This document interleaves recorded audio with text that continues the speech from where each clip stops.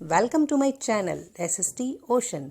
मैं आपके लिए 6 to 8 SST के नए चैप्टर्स की वीडियोस लाती रहूँगी। उम्मीद है आपको मेरा पढ़ाना पसंद आएगा, तो लाइक, शेयर और सब्सक्राइब ज़रूर करें। आज हम पढ़ेंगे कक्षा 7 के सिविक्स का चैप्टर नंबर 1, जिसका नाम है समानता, मीन्स इंग्लिश में ऑन इक्वालिटी।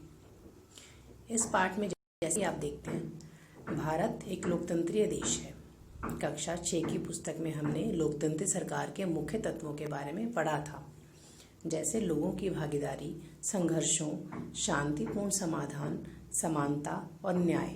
समानता लोकतंत्र की मुख्य विशेषता है और इसकी कार्यप्रणाली के सभी पहलुओं को प्रभावित करती है। इस अध्याय में आप समानता के बारे में और अधिक जानेंगे। यह क्या है, लोकतंत्र के लिए यह आवश्यक क्यों है और भारत में सब समान है या नहीं। अब हम कांता की कहानी के बारे में चर्चा आरंभ करते हैं। देखिए, ऊपर आप देखेंगे सभी लाइन में खड़े हैं। जो छोटे लाल एक किसान है, मंजीत कौर शिक्षिका है और तेजा सिंह व्यापारी है, गिरीश राव छात्र हैं, कांता देवी घरेलू कामगार और सुजाता कुमारी घरेलू कामगार। ये सब आपस में बात करते हैं। चुनाव के दिन कांता और उसकी दोस्त सुजाता वोट डालने की बारी का इंतजार कर रही है। कितनी अच्छी बात है ना सुजाता, कि हम सब अपने देश के समान नागरिक के रूप में वोट डाल सकते हैं। जैन साहब भी हमारे साथ इसी लाइन में खड़े हैं। कांता कहती है, हाँ बिल्कुल। चल कांता, अब तेरी बारी। मैं तो उसे वोट दूंगी जिसने हमारे मोहल्ले में पानी की पाइपलाइन लाने का वादा किया है। इस तरह से आपस में बात करते हैं, पर उससे पहले हम एक बार समानता की परिभाषा पर नजर डालते हैं। समानता की परिभाषा। समानता उस परिस्थिति का नाम है जिसके कारण सभी व्यक्तियों के अस्तित्व के विकास हेतु समान अवसर प्राप्त हो सके, साथ ही सामाजिक विषमता के कारण उत्पन्न होने वाली असमानताओं को समाप्त किया जा सके। अर्थात समानता जो है, ऐसी स्थिति को कहते हैं जिसमें सभी व्यक्तियों को समान अवसर प्राप्त हो, उनके साथ कोई भेदभाव ना किया जा सके। इसी तरह सब लाइन में खड़े हैं अपनी अपनी बारी आने पर। कुछ देर के बाद में कांता का, जी नमस्ते साहब। गुड़िया ले यह पी लो, कुछ अच्छा लगेगा तुझे, और मैं जब शाम को लौटूंगी तो अपन अस्पताल चलेंगे, ठीक है। गुड़िया बुखार में पड़ी है और उसे अस्पताल लेकर जाना है, पर पहले साहब के घर का काम कराऊं और उनसे कुछ पैसे उधार ले आऊं। गुड़िया बार बार बीमार नहीं पड़ेगी तो क्या होगा, इस बस्ती में तो कभी सफाई होती ही नहीं है। कोनों को अच्छे से साफ करना। कांता, ये लो तेरे पैसे, पर पहले से पैसे मांगने की आदत मत बना, समझी। जी मैडम, नहीं बनाऊंगी। उसी शाम को, बस जरा सी देर और बेटी। जैन मैडम और जैन साहब वोट डालने के लिए लाइन में भले ही खड़े रहे हों, पर अपने बच्चों के इलाज के लिए उन्हें लाइन में लगना पड़ता है। अर्थात इसमें समानता के बारे में बताई गई है और मताधिकार की समानता के बारे में। मताधिकार की समानता मीन्स वोट डालने का अधिकार। कहानी का प्रारंभ जो है, कांता के वोट देने की लाइन में खड़े होने से शुरू होता है। पुनः उस विभिन्न लोगों की ओर देखो जो उसके साथ लाइन में खड़े हैं। कांता अपने मालिक अशोक जैन को पहचान लेती है और अपने पड़ोसी छोटे लाल को भी। भारत जैसे एक लोकतंत्रीय देश में सब वयस्कों को मत देने का अधिकार है, चाहे उनका धर्म कोई भी हो। मतलब हमारा देश जो एक लोकतांत्रिक देश है, उसमें सभी को वोट देने का अर्थात डालने का अधिकार है, चाहे वो किसी भी धर्म का हो, किसी भी शिक्षा का स्तर या जाति का हो, वे गरीब हो या अमीर हो। इसे, जैसा कि आप पिछले वर्ष की पुस्तक में पढ़ चुके हैं, सार्वभौमिक वयस्क मताधिकार कहा जाता है। सार्वभौमिक मताधिकार से प्राय है मताधिकार की समानता। मतलब जब राज्य के समस्त वयस्क नागरिक जो 18 साल के हो चुके हों, उनकी कोई भी जाति हो, धर्म हो, संप्रदाय हो या किसी भी वर्ग से, किसी भी वंश से शिक्षा, संपत्ति या लिंग के आदि के आधार पर उनके साथ भेदभाव नहीं किया जाएगा। उनकी वयस्कता के आधार पर ही मताधिकार प्राप्त हो तो उसे सार्वभौमिक मताधिकार कहा जाता है। मतलब वयस्क होने का अर्थ होता है एक निर्धारित आयु पूरी कर लेना, जो है 18 वर्ष। अब मत डालने के लिए योग्यता क्या होनी चाहिए? भारत का नागरिक होना चाहिए। दूसरा, उसकी उम्र 18 वर्ष की होनी चाहिए। तीसरा, किसी गंभीर अपराध के लिए न्यायालय द्वारा दंडित ना किया गया हो और मानसिक रूप से स्वस्थ हो, अर्थात उसका दिमागी स्थिति उसकी ठीक हो। इससे यह हमें पता चलता है कि सार्वभौमिक वयस्क मताधिकार का विचार जो है समानता के विचार पर ही आधारित है, क्योंकि यह घोषित करता है कि देश का हर वयस्क स्त्री पुरुष, चाहे उसका आर्थिक स्तर या जाति कुछ भी क्यों ना हो, पर उसे वोट देने का अधिकार है। कांता वोट देने के लिए बहुत उत्सुक है। यह देखकर बहुत खुश है कि वह अन्य सबके बराबर है, क्योंकि उन सबके पास भी एक ही वोट है। परंतु जैसे जैसे दिन बीतता जाता है, कांता के मन में समानता के वास्तविक अर्थ के बारे में शंका होने लगती है, अर्थात वो सोचने लगती है क्या वाकई में समानता है। वह क्या बात है जिसने कांता के मन में शंका पैदा कर दी। आओ उसके जीवन की दिनचर्या देखें। वह एक झोपड़पट्टी में रहती है और उसके घर के पीछे एक नाला है। उसकी बेटी बीमार है, परंतु वह अपने काम से एक दिन की भी छुट्टी नहीं ले सकती, क्योंकि उसे अपने मालिक से बच्ची को डॉक्टर के पास ले जाने के लिए पैसे उधार लेने हैं। घरेलू काम की नौकरी उसे थका देती है और अंततः उसके दिन की समाप्ति फिर लंबी लाइन में खड़े होकर होती है। सरकारी अस्पताल के सामने लगी यह लाइन उस लाइन से भिन्न है जिसमें वह सुबह लगी थी, क्योंकि उस लाइन में खड़े अधिकांश लोग गरीब हैं। इस तरह से अन्य प्रकार की असमानताएं भी हैं, जैसे कांता उन बहुत से लोगों में से एक है जो भारतीय लोकतंत्र में रहते हैं और जिन्हें मताधिकार प्राप्त है। मीन्स लोकतंत्र, हमारा देश एक लोकतांत्रिक देश है, उसमें बहुत सारे लोग हैं जहां मताधिकार सबको प्राप्त है, लेकिन जिनका दैनिक जीवन और कार्य करने की स्थितियां समानता से बहुत दूर हैं। मतलब गरीबी के कारण उनको असमानता का सामना करना पड़ता है। जैसे निर्धन होने के अतिरिक्त भारत में लोगों को अन्य अनेक कारणों से भी असमानता का सामना करना पड़ता है। इसका अर्थ यह है कि हम निम्नलिखित दो कहानियों को पढ़कर समझेंगे।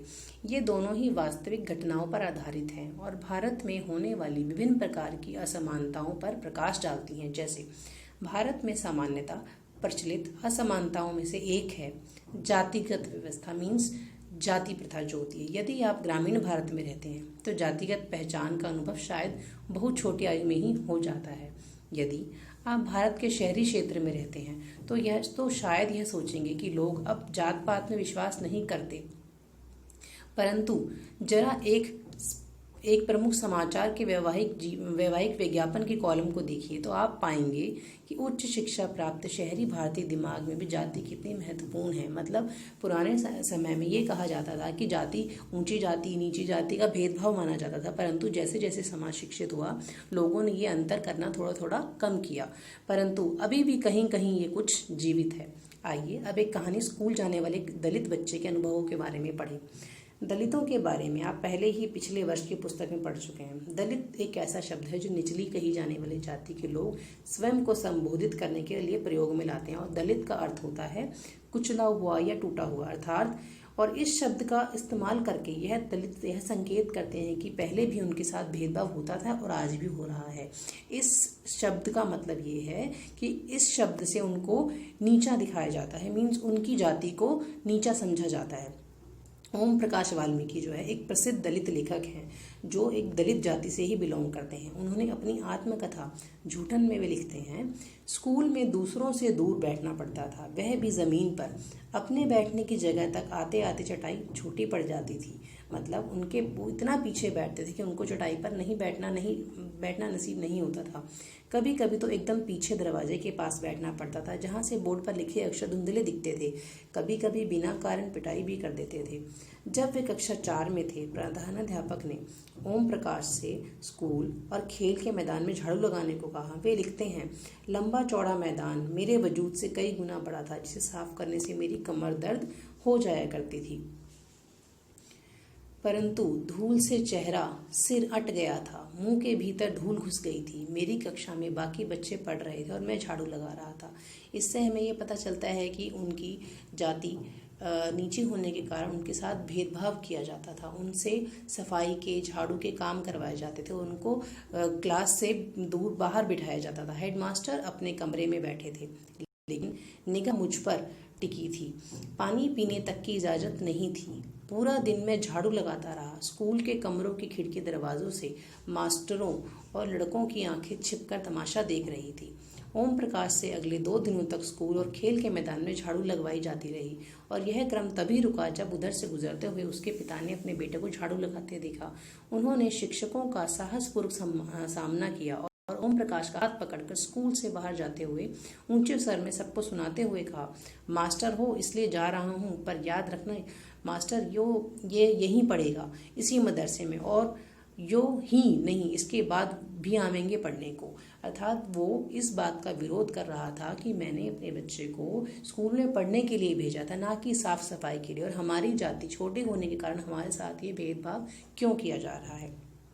अब हम एक दूसरी कहानी पढ़ते हैं। एक ऐसी घटना पर आधारित है जो भारत के एक बड़े शहर में घटी और देश के अधिकांश भागों में ऐसा होने का सामान्य बात है। यह कहानी श्री और श्रीमती अंसारी की है, जो शहर में किराए पर एक मकान लेना चाहते थे। वे पैसे वाले थे, इसलिए किराए की कोई समस्या नहीं थी, मतलब वो ज़्यादा पैसे पर भी किराया देना चाहते थे।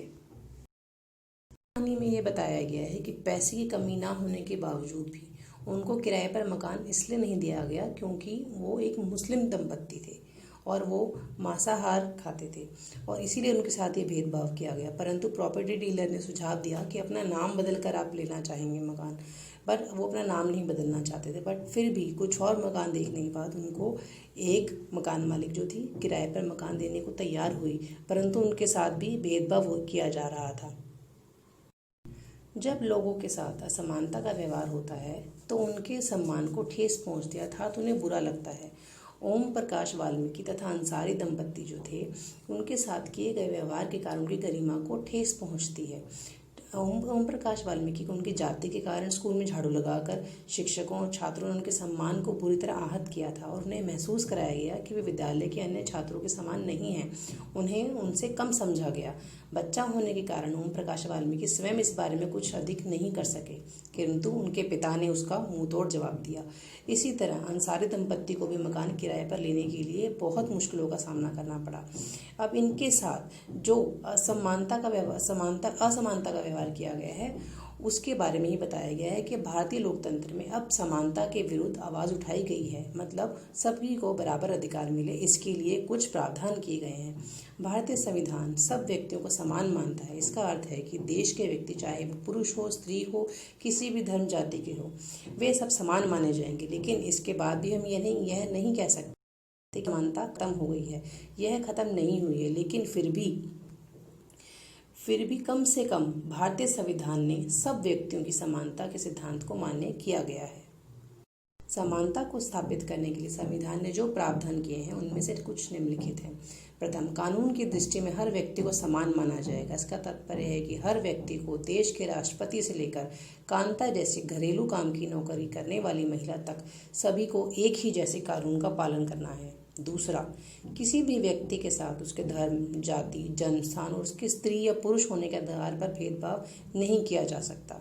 तीसरा, हर व्यक्ति सार्वजनिक स्थानों पर जा सकता है जिनमें खेल के मैदान, होटल, दुकानें और बाजार आदि सम्मिलित है। सब लोग सार्वजनिक कुओं, सड़कों और नहाने के घाटों का उपयोग कर सकते हैं। चौथा, अस्पृश्यता का उन्मूलन कर दिया जाएगा। अस्पृश्यता का अर्थ है भेदभाव करना, छुआछूत करना, मतलब जिनको नीची जाति समझी जाती है उनसे छूने से लोग बचते हैं, इसीलिए उस प्रथा को खत्म किया जाएगा। अस्पृश्यता का उन्मूलन कर दिया गया है। शासन ने संविधान द्वारा मान्य किए गए समानता के अधिकार को 2 तरह से लागू किया है। पहला, कानून के द्वारा, और दूसरा, सरकार की योजनाओं व कार्यक्रमों द्वारा सुविधाहीन समाजों की मदद करके। भारत में ऐसे अनेक कानून हैं जो व्यक्ति के समान व्यवहार प्राप्त करने के अधिकार की रक्षा करते हैं। कानून के साथ सरकार ने उन समुदायों जिनके साथ सैकड़ों वर्षों तक असमानता का व्यवहार हुआ, उनका जीवन सुधारने के लिए अनेक कार्यक्रम और योजनाएं लागू की हैं। ये योजनाएं यह निश्चित करती हैं कि सभी के साथ समानता का व्यवहार किया जाए, सभी को सुअवसर प्रदान किए जाए, किसी के साथ कोई भी भेदभाव ना किया जाए। शिक्षा के क्षेत्र में भी सुधार के लिए सबसे पहला तमिलनाडु राज्य ने भारत में सर्वप्रथम मध्याह्न भोजन की व्यवस्था की, क्योंकि इस व्यवस्था के अंतर्गत बच्चे अब घर से स्कूल नहीं जाते थे। पहले लंच के समय में बच्चे जब लंच करने के लिए घर जाते थे तो वो स्कूल में वापस ही नहीं आते थे। इसीलिए सरकार ने ये एक कदम उठाया जिससे बच्चों को घर ना जाना पड़े और बच्चों की जो अटेंडेंस है उसमें भी सुधार हो और सभी जातियों के बच्चे, गरीब अमीर, सभी स्कूल में कंटिन्यू आ सकें और अपनी पढ़ाई जारी रख सकें। आज भी स्कूलों में गरीबों के बच्चे पढ़ते हैं। आज भी देश में कई स्कूल हैं जिनमें ओम प्रकाश वाल्मीकि जैसे दलित बच्चों के साथ भेदभाव और असमानता व्यवहार किया जाता है। इन बच्चों को ऐसी असमान स्थितियों में ढकेला जाता है जहां उनके सम्मान की रक्षा नहीं हो पाती। ऐसा इसलिए है क्योंकि कानून बन जाने के बाद भी लोग उन्हें समान समझने से इनकार कर देते हैं। इसका मुख्य कारण बच्चों आप बता सकते हैं क्या है? वो है दृष्टिकोण। जो हमारा दृष्टिकोण है वो अभी भी बहुत पुराना है। हमें अपने दृष्टिकोण में धीरे धीरे परिवर्तन लाना होगा। यद्यपि लोग यह जानते हैं कि भेदभाव का व्यवहार कानून के विरुद्ध है, मतलब कानून इसके सख्त खिलाफ है कि हम किसी के साथ कोई भेदभाव करें या उन्हें नीचे समझा जाए, परंतु फिर भी छुपे तौर पर भी कहीं ना कहीं ये भेदभाव अब तक चलता आ रहा है, जिसे हमें बदलना होगा। अब है अन्य लोकतंत्र में समानता के मुद्दे। शायद आप सोच रहे होंगे कि क्या भारतीय लोकतंत्र ही ऐसा है जहां असमानता का अस्तित्व है और जहां समानता के लिए संघर्ष जारी है। सच तो यह है कि संसार के अधिकांश लोकतंत्रीय देशों में समानता के मुद्दे पर विशेष रूप से संघर्ष हो रहे हैं। मतलब हर जगह पर समानता के लिए अभी भी विरोध जारी है कि सभी को समानता का व्यवहार, सभी के साथ समानता व्यवहार किया जाए। उदाहरण के लिए संयुक्त राज्य अमेरिका में अफ्रीकन अमेरिकन लोग जिनके पूर्वज गुलाम थे और अफ्रीका से लाए गए थे, वे आज भी अपने जीवन को मुख्य रूप से असमान बताते हैं। मतलब उनको आज के टाइम में भी असमानता का व्यवहार सहना पड़ता है। जबकि 1950 के अंतिम दशक में अफ्रीकन अमेरिकों को समान अधिकार दिलाने के लिए आंदोलन हुआ था। इससे पहले अफ्रीकी अमेरिकनों के संयुक्त राज्य में भी असमानता का व्यवहार होता रहा और कानून भी उन्हें समान नहीं मानता था। उदाहरण के लिए बस से यात्रा करते समय उन्हें बस में पीछे बैठना पड़ता था, या जब भी कोई गोरा आदमी बैठना चाहे तो उसे अपनी सीट देकर उठ जाना पड़ता था। इस तरह से रोजा पार्क्स जो थी एक अफ्रीकी अमेरिका महिला थी। 1 दिसंबर 1955 को दिन भर काम करके थक जाने के बाद जब वो बस से अपनी सीट एक गोरे आदमी को मना कर दिया गया। एक गोरे व्यक्ति ने आकर उनसे सीट मांगी तो उन्होंने अपनी सीट देने से मना कर दिया। उस दिन उनके इनकार से अफ्रीकन अमेरिकनों के साथ असमानता को लेकर एक विशाल आंदोलन प्रारंभ हो गया, जो नागरिक अधिकार आंदोलन, सिविल राइट्स मूवमेंट कहलाया। 1964 के नागरिक अधिकार अधिनियम ने नस्ल, धर्म और राष्ट्रीय मूल के आधार पर भेदभाव को निषेध कर दिया, मीन्स प्रतिबंधित कर दिया। इसने यह भी कहा कि अफ्रीकन अमेरिकन बच्चों के लिए सब स्कूलों के दरवाजे खोले जाएंगे, उनके साथ कोई भेदभाव नहीं किया जाएगा, उन्हें अलग स्कूलों में नहीं जाना पड़ेगा, जो विशेष रूप से केवल उन्हीं के लिए खोले गए हैं। इतना होने के बावजूद भी अधिकांश अफ्रीकी अमेरिकन गरीब हैं, अभी भी उनके साथ भेदभाव होता रहता है। अधिकतर अफ्रीकन अमेरिकन बच्चे केवल ऐसे सरकारी स्कूलों में प्रवेश लेने की ही सामर्थ्य रखते हैं जहां कम सुविधाएं हैं और कम योग्यता वाले शिक्षक हैं, जबकि गोरे विद्यार्थी निजी स्कूलों में जाते हैं उन क्षेत्रों में जहां के सरकारी स्कूल का स्तर निजी स्कूलों जैसा ही ऊंचा है। इस तरह आप इस पाठ को पढ़कर समझ गए होंगे, आपको समझ आ गया होगा कि समानता किसे कहा जाता है। और हमारी सरकार ने, हमारा देश जो एक लोकतंत्र देश है, हमारे देश में हमारी सरकार ने समानता के लिए कई कानून बनाए हैं, लेकिन छुपे तौर पर कहीं पर अभी भी कुछ लोगों के साथ असमानता का व्यवहार किया जाता है। परंतु हम धीरे धीरे हमें अपने दृष्टिकोण में परिवर्तन करके इस असमानता के व्यवहार को खत्म कर देना चाहिए और सभी को समान रूप से समान सम्मान मिलना चाहिए। धन्यवाद।